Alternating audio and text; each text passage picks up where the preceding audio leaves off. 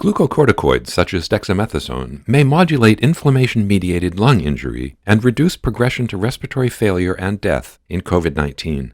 This controlled open-label platform trial randomized 2,104 patients to receive 6 milligrams of oral or intravenous dexamethasone once daily for up to 10 days, and 4,321 patients to receive usual care alone. At the time of randomization, 16% of the patients were receiving invasive mechanical ventilation, or ECMO, 60% were receiving oxygen only, with or without non-invasive ventilation, and 24% did not require oxygen therapy.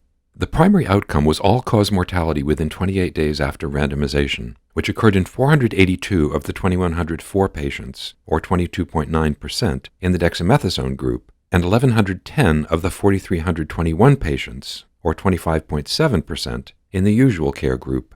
In a subgroup analysis of those requiring invasive mechanical ventilation, the dexamethasone group had a lower incidence of mortality, 29.3%, than the usual care group, 41.4%. In those receiving oxygen without invasive ventilation, mortality was 23.3% in the dexamethasone group and 26.2% in the usual care group. In those not requiring oxygen therapy, 28-day mortality was 17.8% in the dexamethasone group versus 14.0% in the usual care group. Secondary outcomes were time to hospital discharge and time to invasive mechanical ventilation or death. At 28 days, 67.3% of the patients in the dexamethasone group were discharged from the hospital, as compared with 63.6% of those in the usual care group.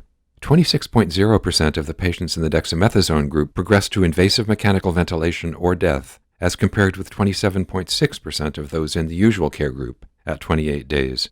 The authors conclude that the use of dexamethasone resulted in lower 28-day mortality in patients receiving respiratory support. Full trial results are available at NEJM.org.